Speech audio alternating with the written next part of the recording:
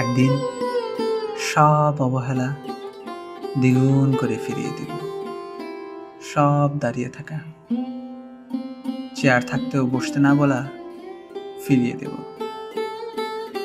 ওই দিন আমিও খুব ভ্রু কুঁচকে তাকাবো, এমন ভাব দেখাবো যে কোনো কথাই শুনছি না, যেন আমার সময় নাই।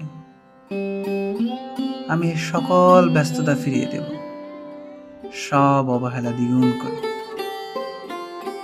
একদিন আর কোথাও যাব না। আমার আমার কবরের পাশ দিয়ে তুমি ঠিকই হেঁটে যাবে, আমি আমি ফিরেও তাকাবো না। একদিন সব অবহেলা দ্বিগুণ করে ফিরিয়ে দেব, সব অবহেলা।